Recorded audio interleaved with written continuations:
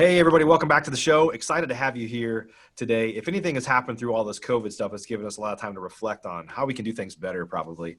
And today I've got my buddy, Erik Latsha here. We're going to be talking about leadership, how to build a team, how to truly build your business, and how to become a better leader.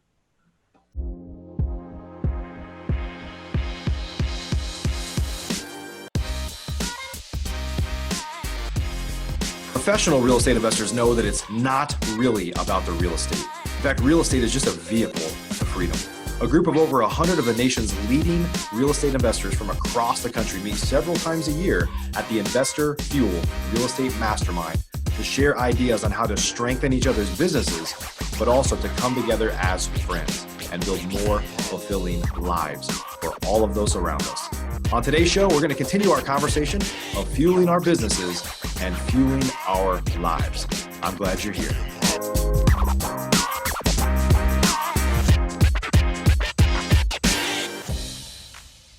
Hey, Erik, welcome to the show.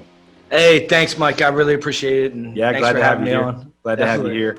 One of the things I'll say, the timing will be off on this a little bit, but I always love having, you've got your own show, and we're going to do your show right after this. I love doing back-to-back shows with people. I've actually done it. It's like so many, with other podcasters, it's like, that's the thing you do is like, hey, let's be on each other's show, you know? It's great. And yeah, I'm excited about it. So, having you as a guest on it, so many people listen, and you've taught and helped so many people with, just basics and even way deeper dives than most people can even imagine talking about. So being able to present your intelligence and your leadership to people on my podcast, I couldn't be more thankful. I appreciate that, buddy. I'm glad to have you here too. So, hey man, so I'm excited to talk about this topic today because I think, a lot of us, you're in the Investor Fuel Mastermind. Probably one of the biggest topics we talk about is how to become a leader. I mean, how to basically be less involved in your business. I think if there's a common theme for successful real estate investors, we always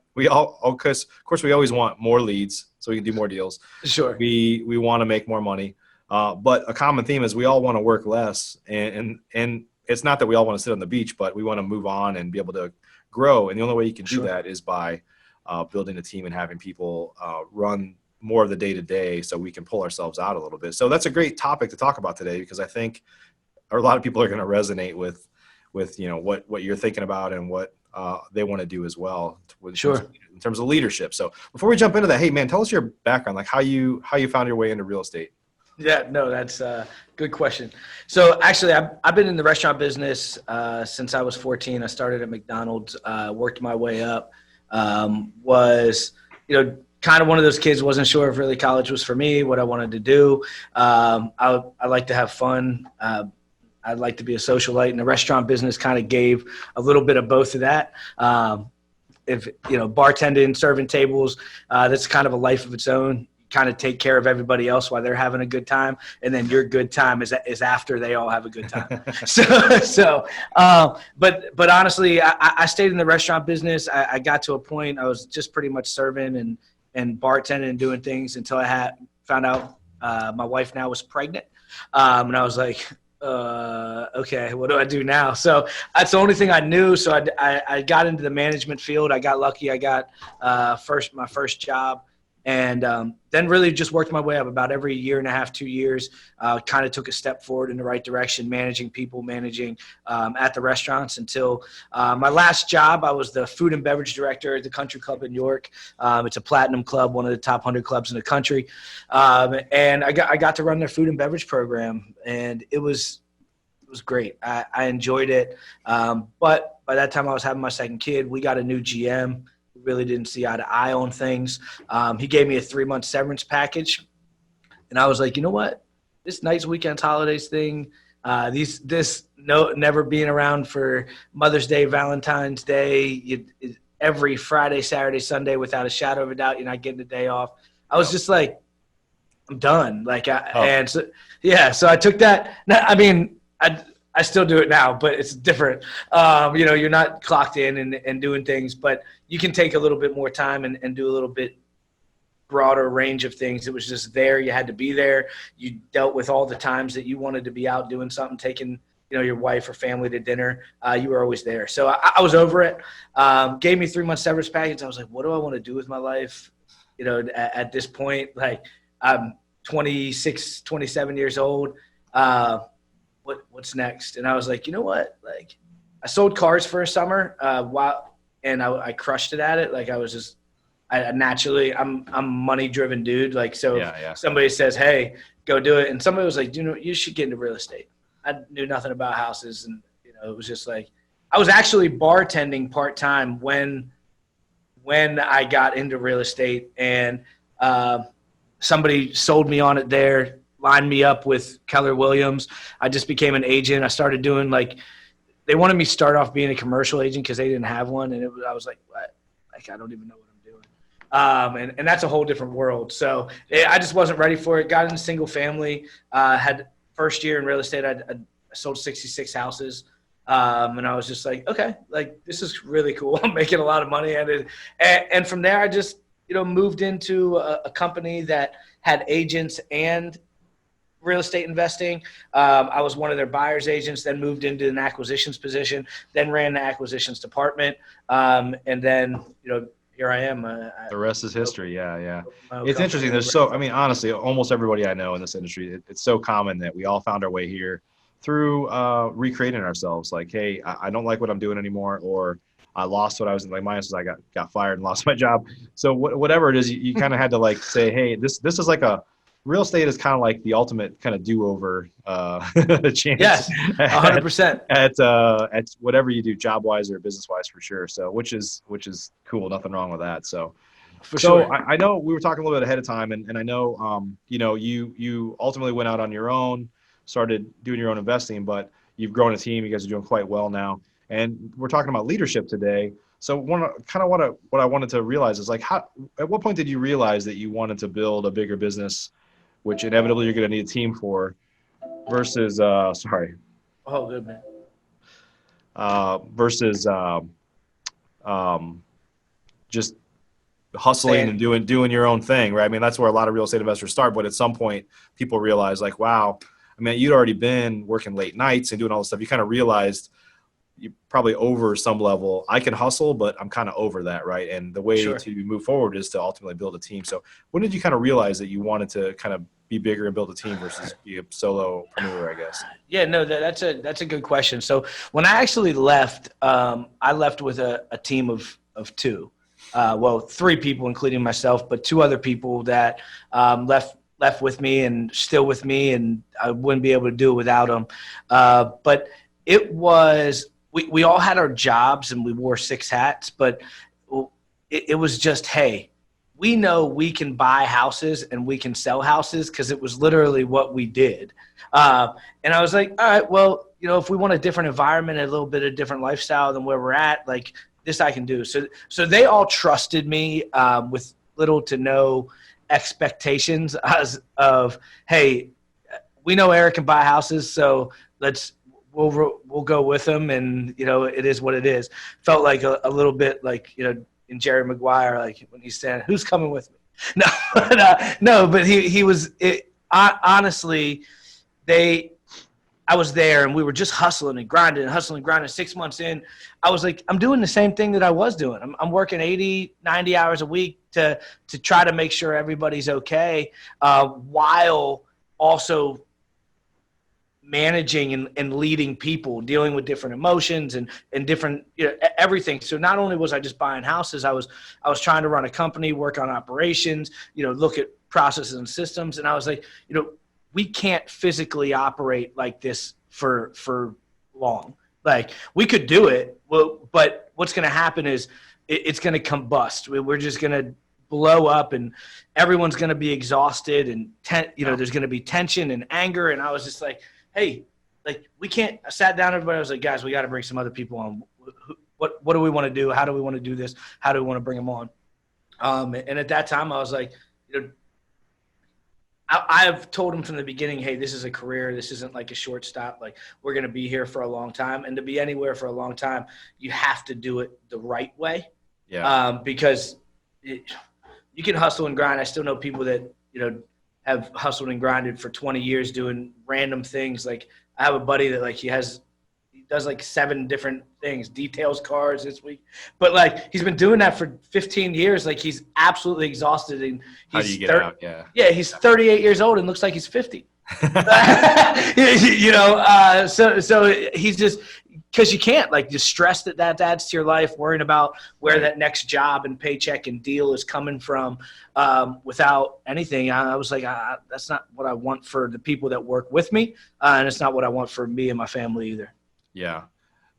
I think, and I know you've already said a couple things that for me, like early on, and this doesn't sound bad because it was bad, but when I used to hire people, I kind of early on, I just thought it's a necessary evil. Like I've got to hire people that I didn't really put a lot of thought into how to motivate and inspire them. I'm like, I need you to do what I need you to do without a lot. So there was very little leadership. It was kind of like, I'll employ you, but I never said that, but I know looking back now, Sure. Like I didn't really think about like, I probably never asked anybody early on, like, what do you want to get out of this? Like, what are your goals? And help me understand how I can accomplish what we need to accomplish here and at the same time serve you.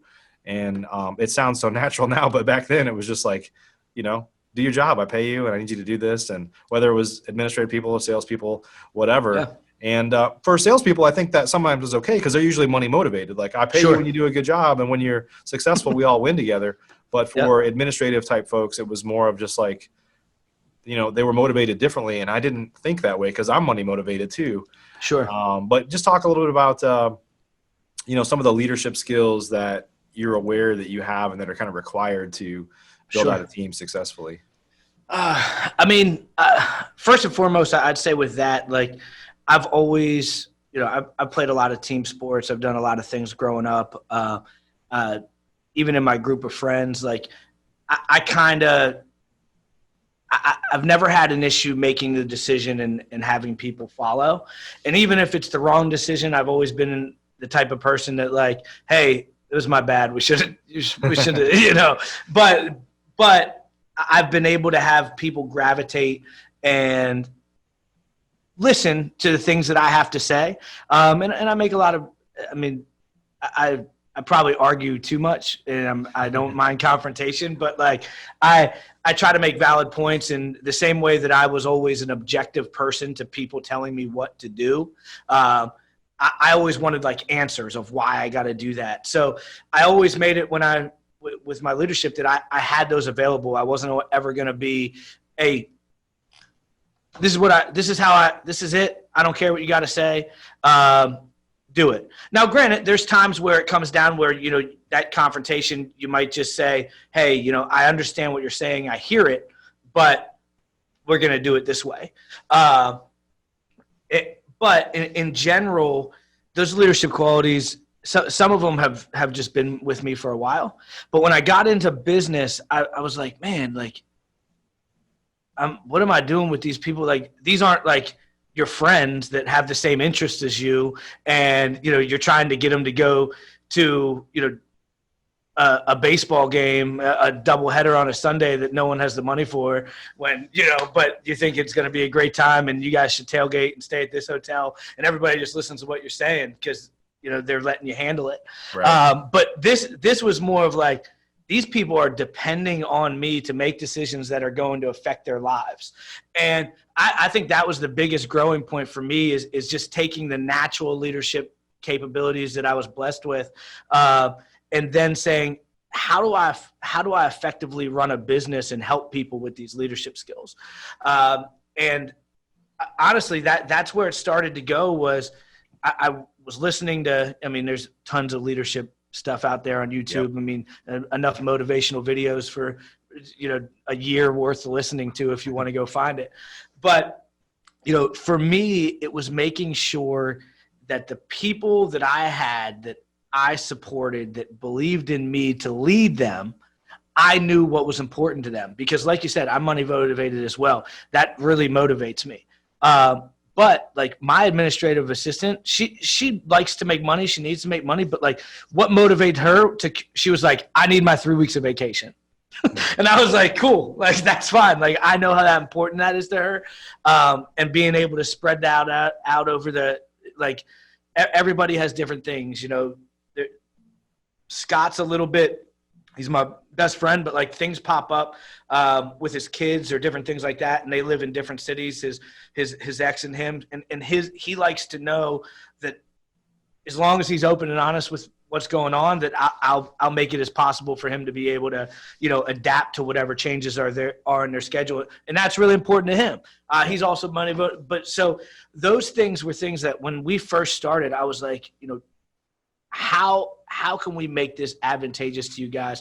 And I have to follow up on that, like giving pats on the back to the people that need it, and motivating, but giving monetary bonuses out to people that are motivated by money. There's different things out there. So for me, I've started to transform my leadership growth with my team, almost similar to the way I think of a father. And it's interesting because leading a team in the way that you treat them and the way that you reap the rewards on the back end is very similar to, the way you deal with kids as they grow. It's a learning experience. Yeah. Like, I don't know how old's your kid?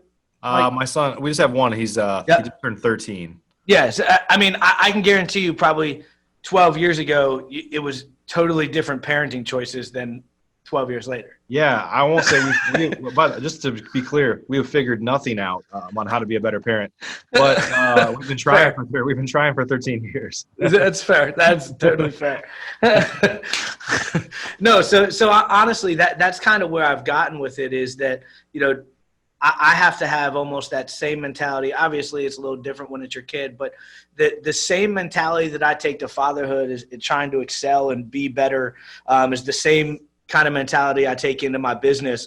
And I think when you care that much about it, to grow and be better is really what, in my opinion, will eventually make a great leader. You might not be a great leader right now, but that mentality that you're willing to do anything that you can for those people, is what eventually will put you in a position. It carries a lot of weight, just being there, being aware, being present, and Definitely. And really, truly, ultimately, caring goes a long way, right? I mean, for sure. Yeah. Without a doubt. Yeah. So let's talk a little bit about. By the way, you don't make people that work for you call you daddy, do you? No. That's it. But no. Honestly, with that, it's more about that. Leaders eat last mentality. Yeah. That everybody. Yes, usually as the owner of the company, you make the most money. Okay, in most cases. I mean, there's sometimes you got a salesperson out there that's just crushing it, but you're usually seeing the back end of the profits of how your business is operating through systems and processes. But my biggest thing is it's the same way with my kids when I sit. I don't make them call me daddy, but that was a joke. I know. But honestly, I individually care and listen to them.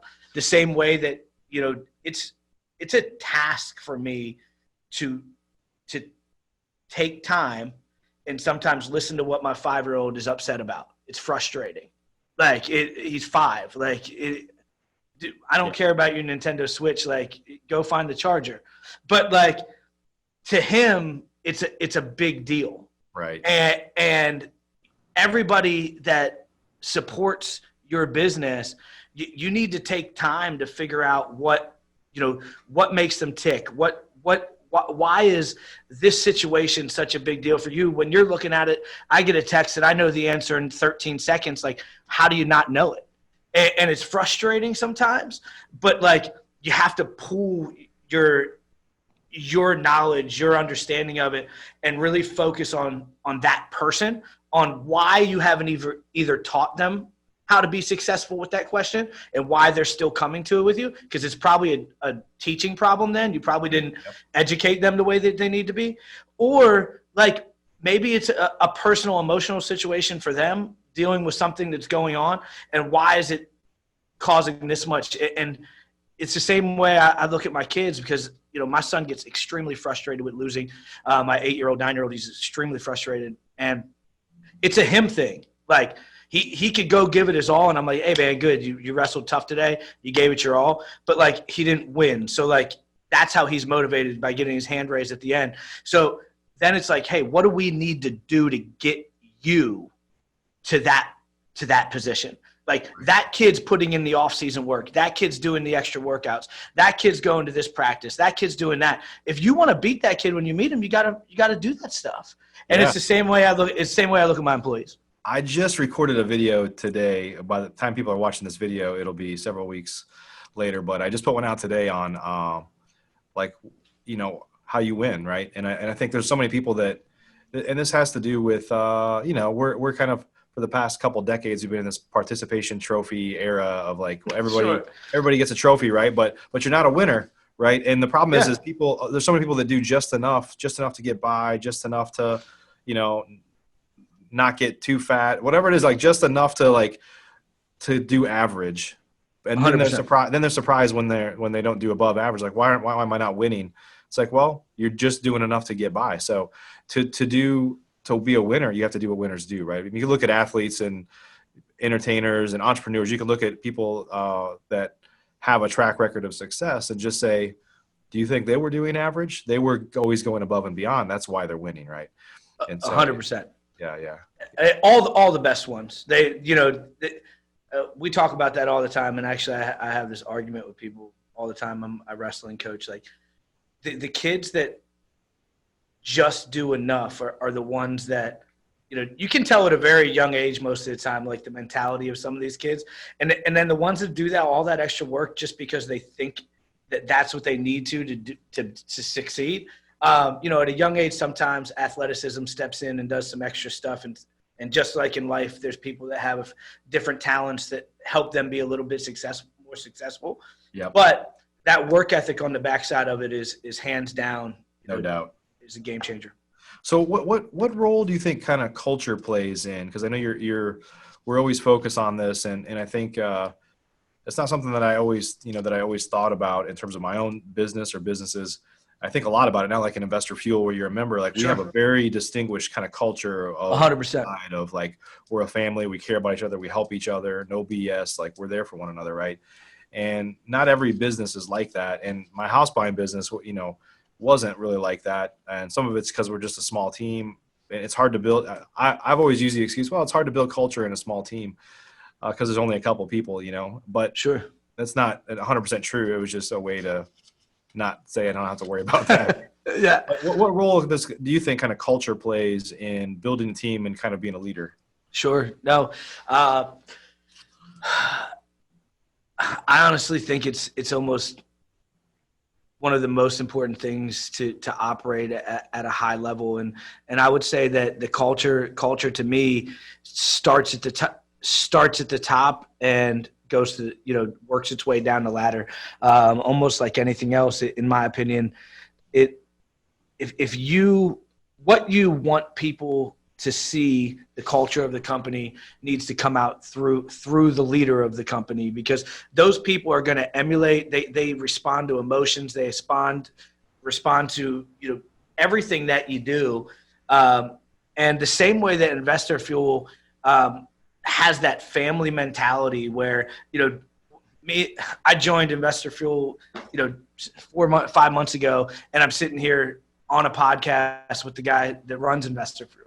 You know what I mean? Like it's that type of connection where you can have the conversations that most people are scared, like that ladder, people are scared to touch it. They feel like a lot of times, the owner of the company doesn't want to talk to the new guy.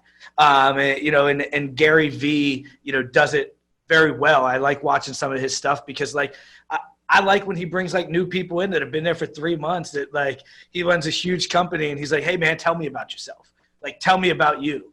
And that's the kind of culture we really try to have, like open and honest, just, joking, having fun. We work hard, play hard. If my guys do really well and we have a killer month, like, on the 31st of the month, like, hey guys, like I got dinner, let's go invite your significant others. Let's go have a happy hour. That type of thing where I'm all about celebrating successes. And when you continue to celebrate, even the minor successes, when things do go wrong, it doesn't feel like you're just pointing out like all the bad shit that's happening. But like, the bad stuff, there's going to be things that pop up, but if that's all you focus on, everybody's kind of it changes the way people feel when they go to work.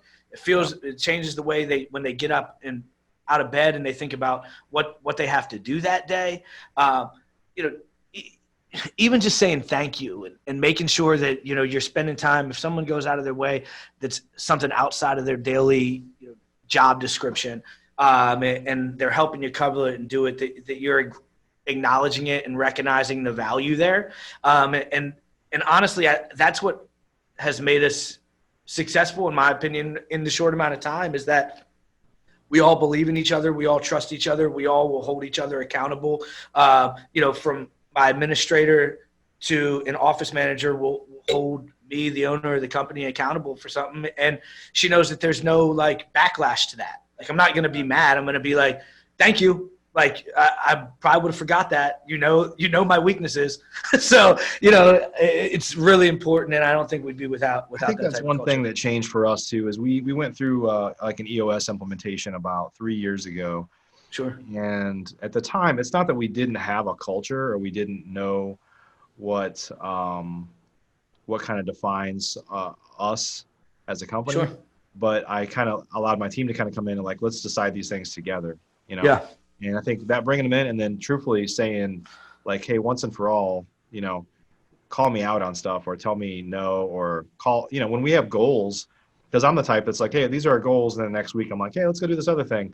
And they're like, hey, that's not on our list. Right. And then just being able to kind of, honestly, it helps me stay focused too, because I definitely get shiny object syndrome sometimes. So it really helped me kind of focus inside of like, this is what we're doing. We all agree. We're on the same page. Let's run in that direction. Yeah. And everybody has a voice. Anybody can say anything to me. And I've never like fired anybody or reprimanded anybody for like telling me that maybe I'm wrong on something, Yeah. In the past, I haven't done that, but I'm like, they say that again, they're gone.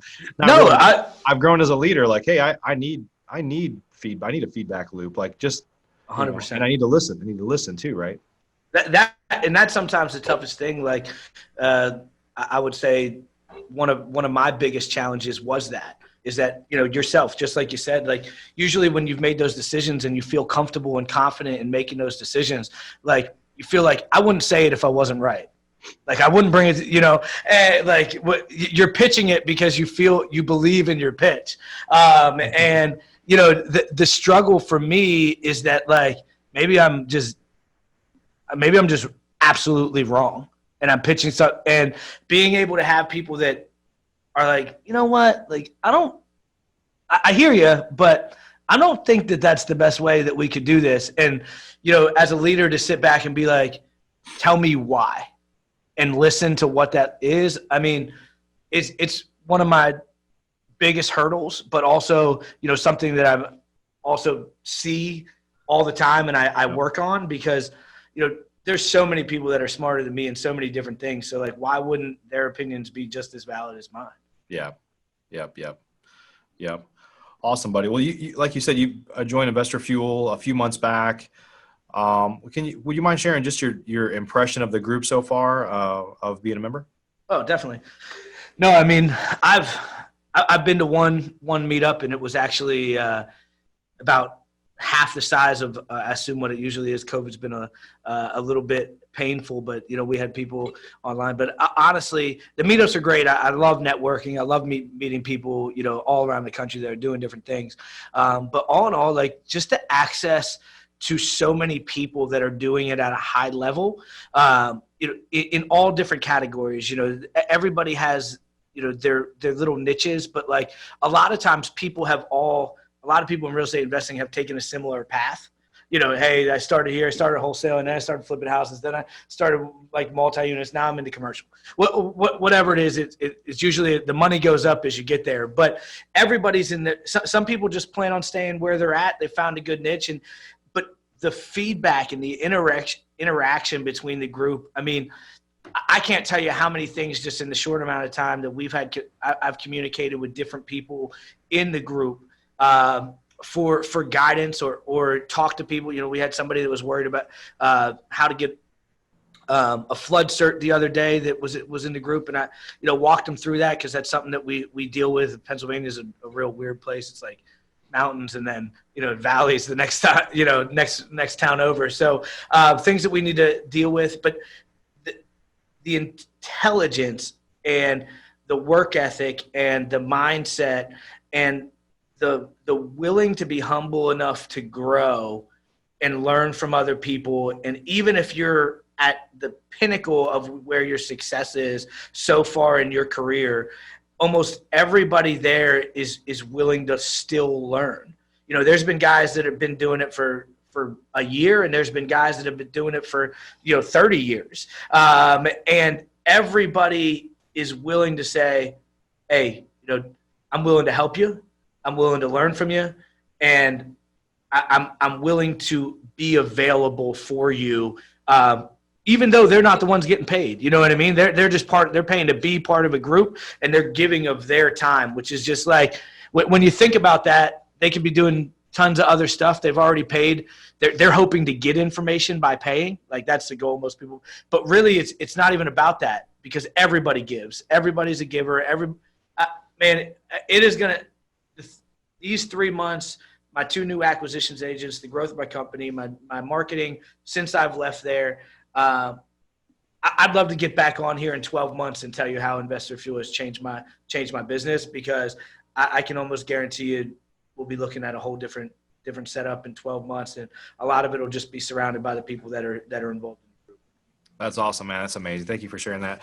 Yeah, and I think the giving thing that you said, one of the things that's really great about our group is people give a lot, and I think it's usually because they've been given a lot, right? And so it's kind of like with when you're part of this group, the way we look at it is you have a great responsibility to give, because you're going to get so much in return. And we say that, and we don't harp on it.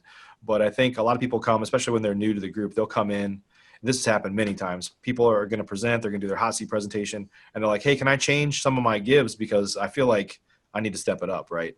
And so, and it's just this reciprocal, like, I give a lot and I get a lot, and I'm constantly giving, and whenever I need something, those resources are there for me, whether it's other members of the group, whether it's coming to me or Stinson or whatever. Like, we all, or even if it's like, we'll take you outside of the group and say, hey, they're not a member of the group, but I know these people that can help you with your problem, right? And it's just this amazing kind of library of information and resources that just kind of help each other wherever any members need it at, right? So 100%. And every conversation you're thinking about as a real estate investor has either happened or is going to happen in that Facebook group. Yeah. So having access to that, there's questions that people get asked, and I'll see Stinson go on there and tag a conversation from a year ago and be like, hey, look at this, so it is, it's a never ending library of information, and people that are always willing to give their time and reach out and help you. I appreciate that, buddy. So tell me, if folks wanted to connect with you, just say real fast where you operate at, just so people kind of give some context. And then how do folks connect with you one way or another? You got a podcast, and where else can they go to find you? Sure. No, definitely. So I operate in central and south central Pennsylvania. A lot of people that don't know Pennsylvania, they all know Hershey Park. So, in that, about anywhere within about 45 minutes to an hour, the sweetest place on earth, is where, I'm at. I go a little bit in Maryland, in northern Maryland, but most of it is Lancaster, York, Adams, Cumberland, Dauphin, and Lebanon County is where I do most of my business. And if you are, if you're into learning about real estate, if you have questions about it, please, we ask, tune into our podcast. It's on Spotify and iTunes, Coffee and Cash Deals. We are usually live, except for yesterday. We had a hiccup. But, we are usually live at 9 a.m. Eastern time, and we field live questions on there and really just have people that we're hoping just bring you more information and help you with your challenges that you're dealing with. It's really not just a real estate show. We have other business owners and entrepreneurs on there just dealing with the struggles and challenges that go along with that roller coaster ride. And then you can always reach out to me on Facebook, Erik J. Latsha. And then you can also find me on Instagram at Erik Latsha.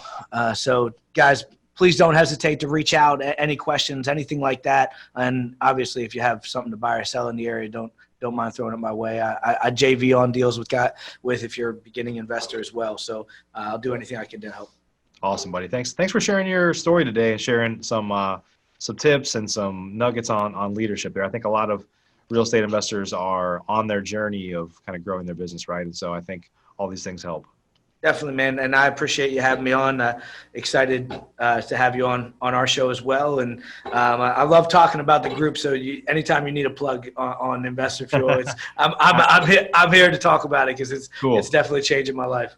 Awesome. I appreciate that. And everybody, thanks for joining us today. I hope you got some good value out of the show. If you haven't yet subscribed to us on iTunes, Stitcher, YouTube, wherever you might be watching or listening right now, we love it if you do that. Of course, you can find all of our shows by going to investorfuel.com. If you want to learn more about Investor Fuel, you can also go to investorfuel.com and schedule a call with us to see if you might be a fit for our amazing group. So appreciate you a ton.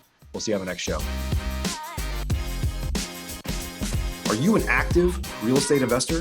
If so, and you want to latch on to the power of surrounding yourself with over 100 of the nation's leading real estate investors, all committed to building stronger businesses and living richer, fuller lives, you should jump on a call with us to learn more about Investor Fuel. Simply visit investorfuel.com to get started.